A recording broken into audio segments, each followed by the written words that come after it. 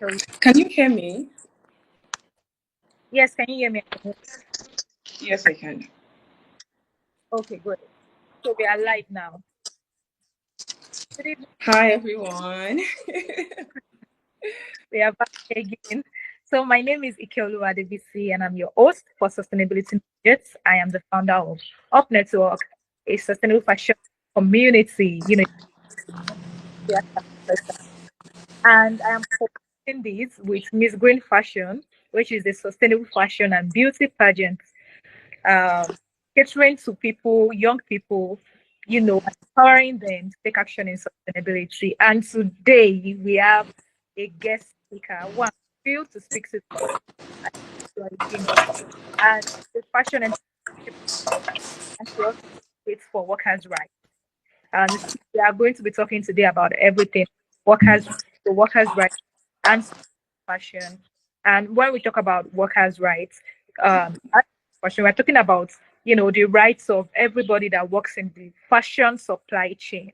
So from the tailors, content creators, to models, you know, just everybody that works in the receptionist, that when you go to a store, you meet the receptionist, everybody that works at the fashion supply chain. So we are looking at that and how that contributes to, you know, fashion sustainability because people, planet, and I mean generally these people, planet, and profits. So we are looking at the people aspects of that today in respect to workers' rights, in respect to fashion. So I'm just going to shut up now and let our guest speaker, do all the.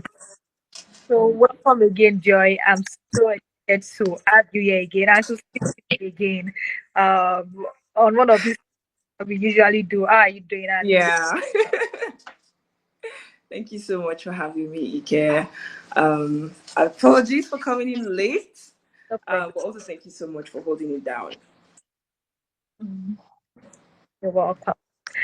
All right. So before we get into the workers' rights questions, could you briefly just tell us how you got into fashion sustainability, um, and also like workers' rights, how you began to work in that? Okay, so I mean, I think we've had this discussion sometime last 2 months, if I'm being honest, like how I got into the whole sustainability talk. And I just want to say it very briefly. For every young girl, especially when you watch or when you're excited about dresses and all, you like to watch runway shows or beauty pageants. It's not hard for fashion to be an industry that captures your heart and your soul, right? But I think for me, in as much as I loved all of the glamour, I was interested in something more.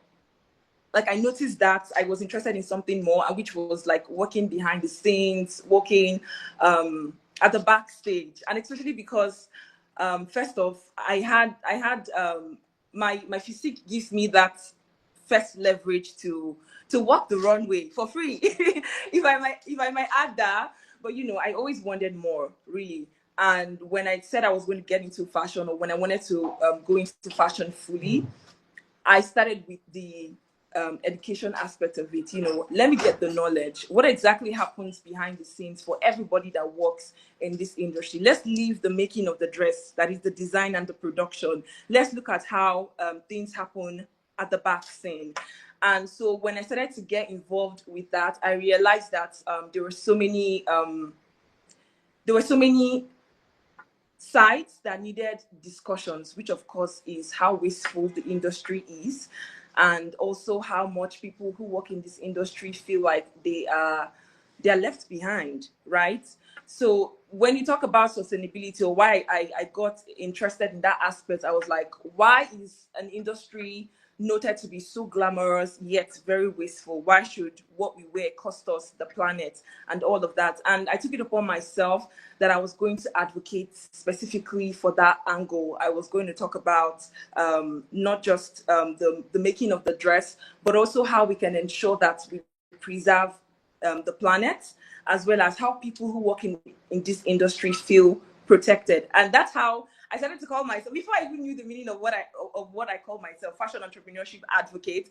Because basically, as at then, I just saw it as that person who takes a deep dive into the problems that entrepreneurs face in the industry and come out with viable solutions to solve it. And so that was how I started to call myself that. Before I learned that there was a whole course there was a whole course dedicated to that, and it just excited me more.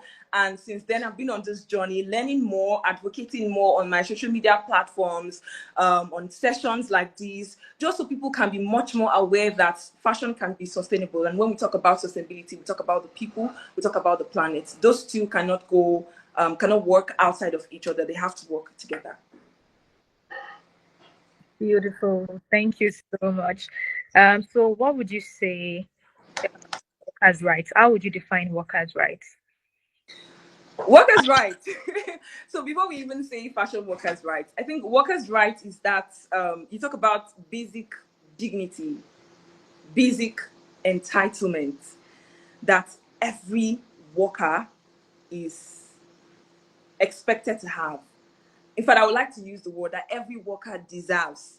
And I say basic. Basic means that we are not negotiating it. Okay, we're not negotiating it. It's not something that it's a privilege. No.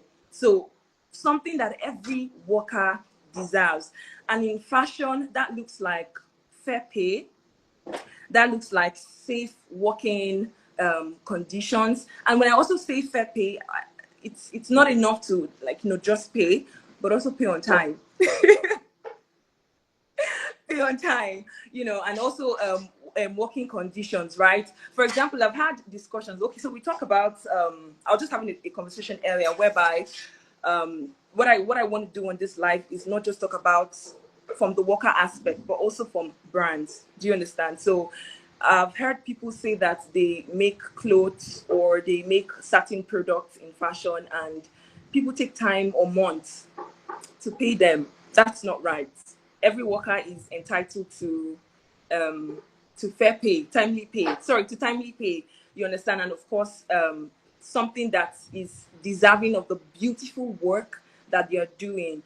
And we talk about safe working conditions. We've had a lot of reports. I mean, I, for one, I've worked in an organization where I was sitting, I had back pain, right? And all I needed to do was have a conversation with my MD, and the chair was changed. You understand? So I think I have a right to the fact that, oh, okay, if my health is at risk in a place that I'm working, something should be done about it. You understand? If you're working in a factory where you interact with a lot of chemicals and dyes, of course, which we know happens a lot in the industry that we work in, it should not be at the cost of your health.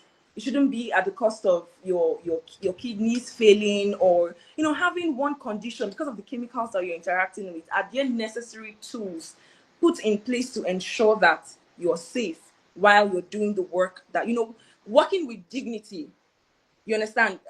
For example, someone says, I work in an organizations where we have to use gloves, or some of the protection gears that we have to use, I have to buy them. I like that look, Ike. Like, what do you mean?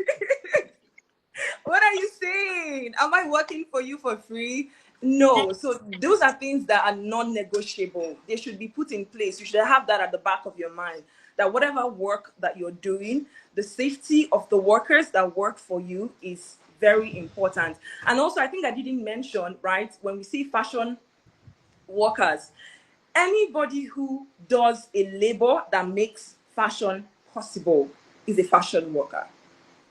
So you're a retailer.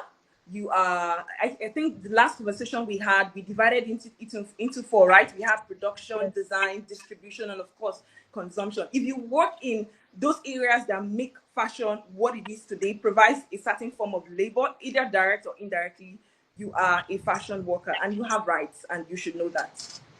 Thank you. Beautiful. Thank you so much. That is the definition. And I like the fact that you came from the angle of brands, because if you are making clothes for people, if you're a fashion brand, you shouldn't um you shouldn't you shouldn't you should be paid for your work, and you should be paid on time, because then if you're not paid on time, that also affects your ability to pay your workers, So again, I think this is a conversation that needs to be had, not necessarily from even just the worker perspective, but from the brand perspective itself, because brand owner, a brand manager, is also a worker, so to say, working for to clothe like, other people. So thank you very much for that definition, awesome definition. So um how would you say workers' rights is important to fashion sustainability? What are we talking about? How in the world are you talking about sustainability and then the people that make fashion possible are out of that conversation? It doesn't work like that. Never has, and I don't think should ever be. Now, when you talk about sustainability or sustainable business practices, there are four pillar frameworks that we work with. We talk about economic, we talk about cultural, we talk about environmental, and of course, social. And that's where people come in, social sustainability. So it is like we are fashion, right? We make fashion possible. Yeah. So I put something on my Instagram feed today, and I was saying that, oh, as a brand, you claim that the organic that you use organic fabric to make a dress. Yes. But then the person working for you is not working in a safe condition. You're not being sustainable. Yeah. I You're not think being I, sustainable I think people fall into the trap of, oh, let's just start with one aspect of sustainability, which is good, but not at the expense of people. at all. At all. It shouldn't be at the expense of people. You understand? So it's not just about fabrics. It is far from. I mean, yes, we shout. We shout about fashion sustainability a lot, and okay, let's even remove the heaviness on the word. So when you say sustainability, it's just the sustenance of a system, Yeah. right? The sustenance of a system. And you cannot sustain a system whereby the people in that system are out of the conversation. It doesn't work like that. So of course, fashion workers' rights tie directly into sustainability. And I feel like one of the ways which by we can continue to have that conversation in motion is being open to something called adaptation, right? Now, what will work for a certain group of people in a particular year may not work for a certain group of people in another year or in 5 years to come. You understand? So you have to sit down with the people that work in your industry. What exactly is working right now? What structures are working for you? I think for me, one that I feel like should be infused is mental health. True.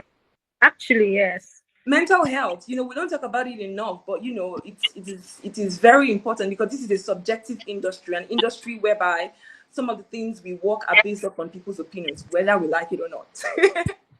Whether we like it or not. If you make a dress today, Ike, or you make your earrings and people do not, see the value in it, it's just going to be in your store. Nobody's going to wear it. You understand? It's a subjective industry. And so we have to ensure that the mental health of the people that work in the industry like are protected. But basically, not to go out of the question, sustainability ties directly to workers' right, because the people who work in fashion have to always be part of that conversation, not out of it. Ensure that there's a system that sustains them. There's a system that constantly speaks for them, with them, just like we do for the planet.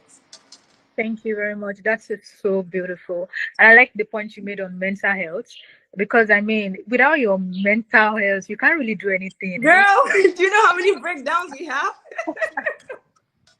Like you are literally like your mind, so to say, like you are useless without like. So that is beautiful. I like every every company should at least, if you cannot like have a comprehensive mental health plan, you could find a way to just improvise and incorporate that into your operation. And you know what you're talking about how you cannot say you're sustaining an industry without workers. It's Yeah. really to the conversation if because there's also this conversation transition in the sense that you want to transition like from maybe unsustainable fabrics for sustainable fabrics, and you want to Mhm. transition from maybe fossil fuels to renewable energy, but you are not including the people that work in these spaces. For instance, maybe polyester fabrics or something.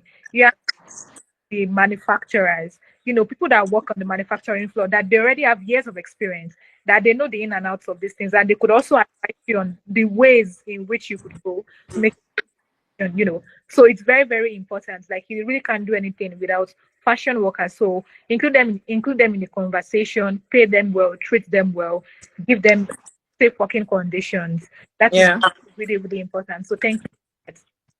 So, what would you say are like the problems that fashion workers in Nigeria and in Africa at large, you know, face? There are plenty problems. There are plenty problems, and I mean, you're not going to blame us because I mean, okay, so um, it's very interesting because sometimes we want to make this an African thing or a Nigerian thing, or make it um, very streamlined. But if you have conversations with people in other parts of the world, you see that the fashion industry is that industry that have problems. Yeah. Ah, we have problems. And okay, so but let me bring it to an African thing, or based off on the ones that I've had direct contact with. And I think number one that sits at the top, they will tell you low wages, low Definitely. wages. And I want to tackle these low wages from a different perspective, especially when we talk about solutions. You understand? But of course, low wages is one. So I took a survey, I think in August or July, one of this month, and apparently it was a case study that I wanted to work with in relation to the ebook that I'm working on. And I asked some group of fashion workers, what are the problems that you're currently facing?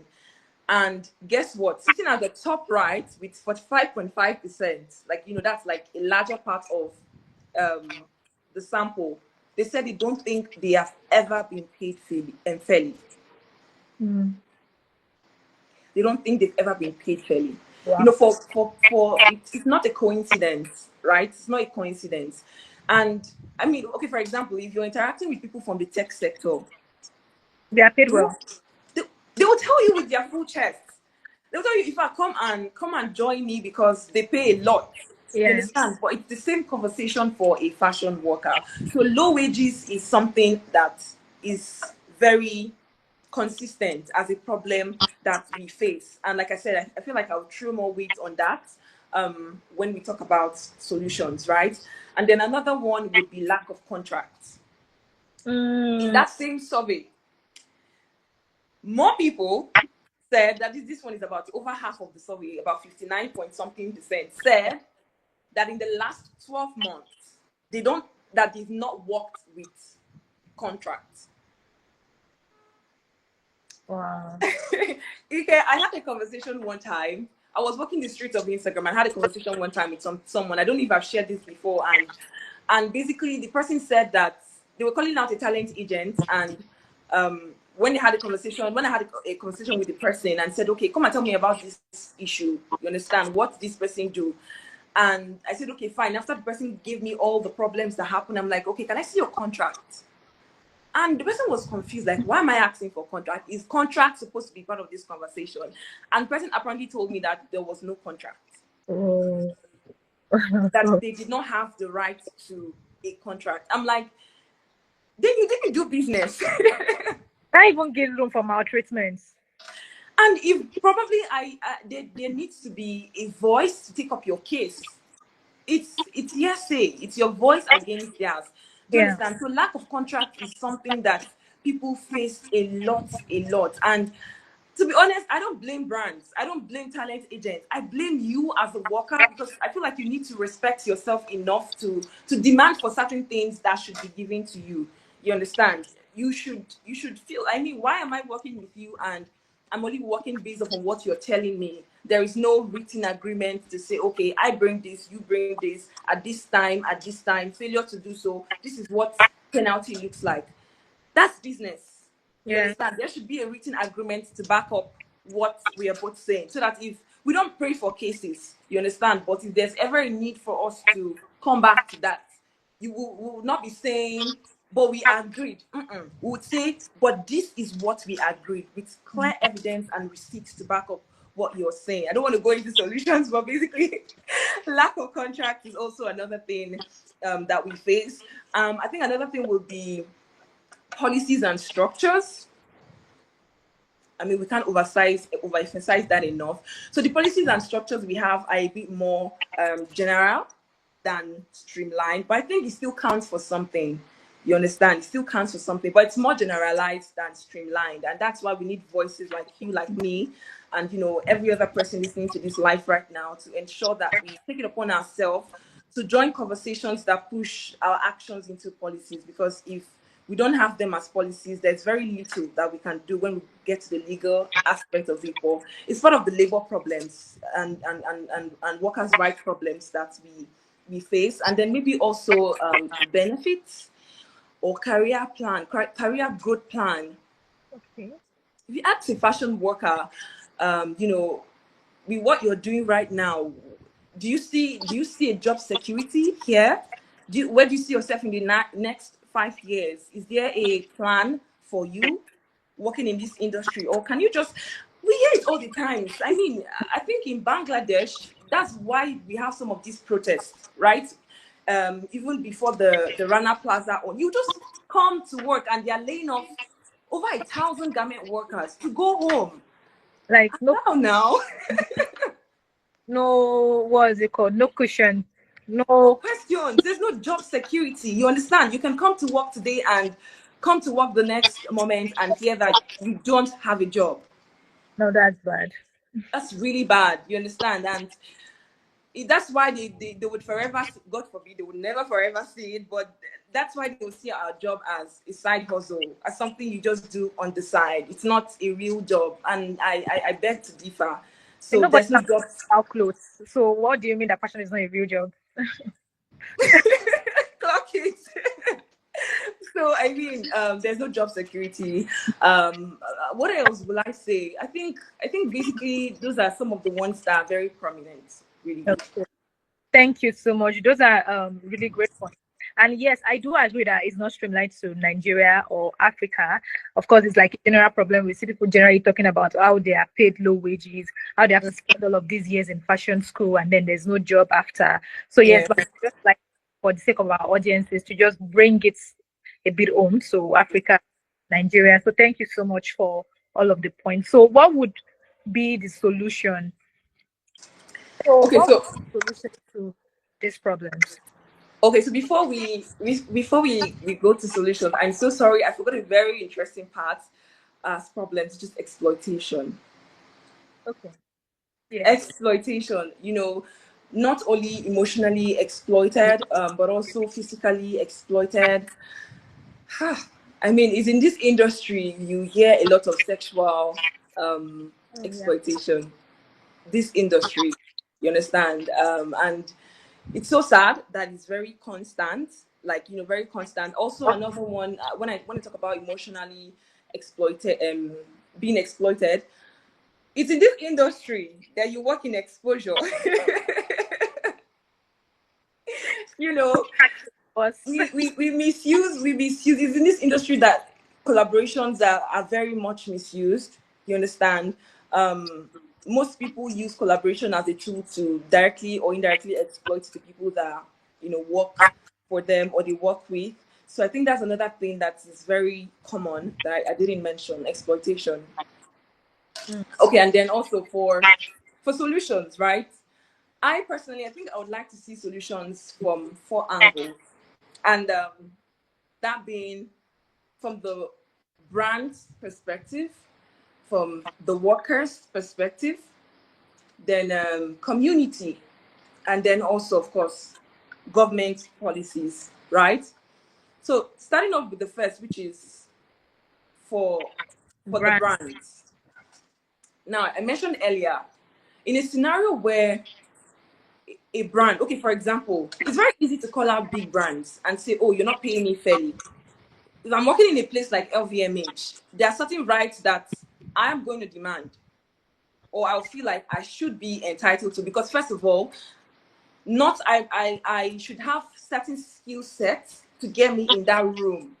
You understand? And I feel like, oh, certain pay and benefits should accompany those years of labor I poured into honing my craft, right? But let's think about that fashion brand that is just her or him doing everything, doing marketing, doing production, doing design, doing So everything, and then is looking to scale. So if you're looking to scale, you're looking to expand your human resource and you need to get somebody on board. In a country like Nigeria, where the basic minimum wage is 72,000 naira, right?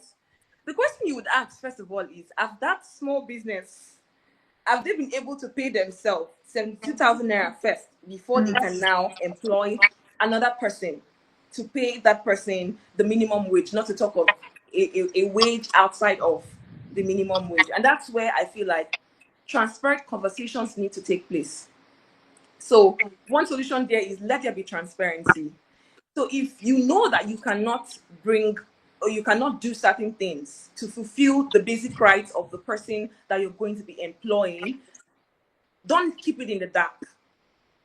Don't overpromise. Don't say things that you know will not happen. Be very transparent as possible. You understand? If you are currently in a growth phase, you're a startup, you've not gotten to that level whereby your the revenue that comes into the brand or the company can accommodate certain wage conditions or benefits attached to it. Say it as it is. Then look for other compensational benefits. It's also not enough to be transparent. It is value for value exchange. You understand? Let there be other compensational benefits attached to it. You understand? And what does that look like? It could be in less working time. yes, If you cannot afford to pay me what, for example, if you want to earn a certain amount of money, let's say 200,000 naira as wagely income, if you cannot afford to pay me that, right? Then don't allow me do the work of the person that work would that do that. that that works like that. So we can work on agreed timing. Yeah, Okay. If you cannot do that, are there other resources you can connect me? Maybe you have a rich network. You can train me on something. You can get me certifications. You understand? Okay, I'm working as well as training in your organization or in your company, or any other benefits that the person you're employing feels like this is enough. Okay. And also, some people may not be aware of these things.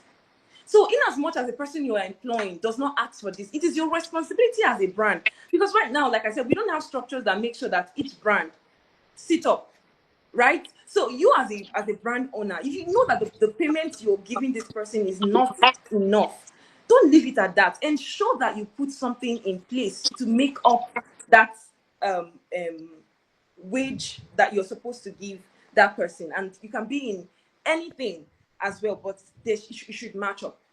Ensure that it match up, but have that conversation with that person that you are employing, so that you don't keep the person in the dark. Okay. And then for the workers aspect, I feel like more work is on you. Educate yourself as much as possible. Don't just allow yourself to sit in the dark. If a company that you know cannot, not just even in a company, any company, literally, they're asking you for your career, for your career plan. Ask them also for their growth plan. What does your growth plan look like in the 5 years, in the next 5 years? Because if you're going to keep me in your company to work for and with you, I should know what your growth plan looks like. What do you have in store for me? Because you also have the right to ask me what I can bring to your company, or what I have on board, what skills I have on board to bring to your company as a fashion worker. Also, what growth plan do you have? Do I see myself growing in this organization? Ask those questions. You understand? Be very open to asking questions that will directly affect your life. Also, do not accept low pay. I've had conversations with people who say that, oh, whenever they ask, you see brands say something like, oh, if you don't do the job, 10 other people will do it. let them do it. I Who beg. are those 10? Before we say let them do it, I want to know those 10 people. Who are those 10 people? You understand? Who are they? Why should a brand have that confidence to say that 10 other people are ready to do it? That means those 10 other people have the audacity to underpay Themselves. underprice themselves and the work that they are bringing. You understand? So make sure that you educate yourself enough to know what is available on board. What are the basic rights that I have? I actually expanded on this on a resource that I'm currently working on right now. What are the rights that I have and I can hold claim to right now, so that, because whatever you do sets the tone for other people. If you go and underpay yourself, or undercharge, it gives room for that brand to say they will count you among those 10 other people that are ready to do the job, to Mm. ensure that because of you, other people do not face um, being treated unfairly. Okay, so ensure that you educate yourself and know what rights are available for you as a fashion worker, so that you do right by yourself.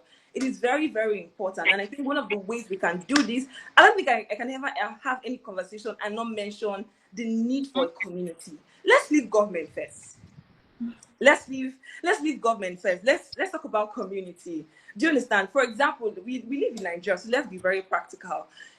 Have you ever tried going to a motor park? Mm-hmm. Yeah. You see that the prices they set Mm-hmm. go there is coherent with what every other cab driver Yes. will charge, Yes. They won't even even if you price them like, oh please, this is what they won't reduce their prices for it. because they've agreed as a union. So join a community. If you're clueless, if you're not sure what what to do or who to talk to, join a community. If you don't have a community, create one. Stop Yes, waiting for people to definitely. take action. If you look around and see that there's a problem, it means that you have a solution that you can bring up. If there's no community in maybe in your area, community as tailors, either physical or online, community as bead makers, as people who work in leather or whatever you do in the fashion industry, let it be a community, because that way you have community guidelines, you have people to ask you questions. Because I feel like in a space where we're waiting for government to step in, community can take on that role. If Mm-hmm. as a community you decide that we would only work with a certain pay as models, I don't think brands and talent agents will have the audacity to say 10 other people. We'll do that. Because if 10 of those other people are in a community whereby they are also working with the community guideline, then you won't find them. So you either have no choice than to discuss with that community and say, okay, oh, what is the way forward? You understand? And then we can now set a much more reasonable price as to how you should, charge or what you should do. And that does not take from the fact that, oh, you should not have your own personal rate card as a worker, because I mean this is an industry whereby somehow we charge based off on the value that we're able to provide, so it doesn't take from that. But when you're in a community, it gives you an insight of whether you are inflating or deflating a particular price range for other people. You understand? And if you decide to put a certain standard for yourself, there should be credible evidence to back up why you should be high up there. You Def- understand? But please never low up there. I'll be low down there. Never, please. Okay, so I think community is very important, because in a space where governments are not doing anything, um, communities can act as government. Because when you say policies, it's just set of rules. yeah. Set of rules, literally, no long talk. Set of rules. But the only thing when it comes to government policies are that they are backed with legal actions, that you can take somebody to court and say, according to act so, if you don't do this, I shall keep you in prison. That's the only difference. You understand? But community can help with those set of rules that would guide you for the main time. And of course, the last one is government, just like I've said. So we need policies. Right now, what the one we have is the Labor Act. The Labor Act, and outside of inside of that, you can also see that when you employ people, ensure that you keep them in safe working conditions, and some of those things, part of the Labor Act, of which, like, that's why I said they are very generalized, not streamlined, but it can still count for something. So yes. Thank you very much. Those are really good points. Yes, even though the policies I feel like working, if a community comes together, they Yeah. can be like credible, like based on this, so like labor laws that they could then bring up like guidelines for community members, and they would be able to say, oh, this follows the law, and so and so and so. So that reduces so much. Thank you for sharing your knowledge with us. I, I've learned a lot. I'm really grateful. I want to talk about you back to the community. Like, I feel like that community points like but they don't even people that make bread, they have like community, people that make pure water. Yeah. You hear people on strike, for instance, like maybe they want to their price something like work Yeah. they went on strike because they want to increase their or something. Yeah. So I think we should all come together and do that conversation that we that is regularly had online, especially among when conversation and fashion. I think people don't really like to have money conversations about money, and you may be able to speak about fashion. Should try. I think we should be take as a society as like a community it's more open to talking about our money. Our money is it money? Maybe money goals or just like how much we earn. And even when it comes down to upskilling to be able to earn better. I was on read and seen the lady say pack up your shit so that you can charge more. Not everybody but I feel like when you do that so that when you in your so that community point, I feel like it's like the game changer, you know, this conversation. So thank you so much. Do we have any questions? I'm going to ask in fashion. Do we have any questions from our listeners? Um, our speaker can attend to.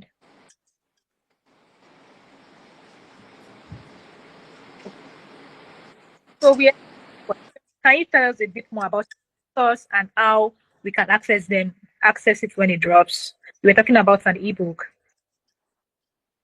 Sorry, I can't hear you. Okay.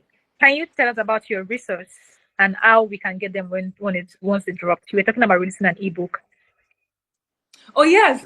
So my resource basically is ways you can protect yourself right now as a fashion worker, and hopefully by God's grace, it's going to drop on the 30th of September. I hope so. I hope so.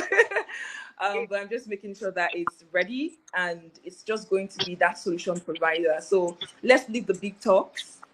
I feel like there's an action that you can take. Let's leave, like just like I was saying, let's leave government policies right now. Let's educate ourselves enough as to what are those small steps, what are those access to resource and institutions, legal support that I can have around me right now, and how can I implement them at the smallest scale. So basically, that's what the results cover, and also offers an opportunity for a one-on-one conversation if you need a much more deep dive into whatever problem you're facing right now as a fashion worker. So, That's beautiful. So how can we access the resource? so it's going to be put on Amazon when it's ready, or maybe Seller. But when it's ready, I will drop it. Okay, so can you share your social media handles, so that everybody listening can know where to go and follow? Well, on Instagram, I am JD Official. There's an underscore in front. JDJAYDEE Official. Then and that's across my social media platforms like TikTok, X, yes. On LinkedIn, my full name, Dimgbah Joy Obiagiri, and also Facebook. Okay, beautiful. Thank you so much. Thank you very much for your time. On behalf of myself and Green Fashion, we want to really appreciate you for sharing your knowledge with us today. I am certain that the next generation of sustainable fashion enthusiasts have learned a lot and have seen different ways in which they can even take action and make changes in this industry. So thank you very much. And thank you Thank you, Ike. everyone listening. Thank you for joining us today. Um, Watch out, follow us on social media if you are not following us.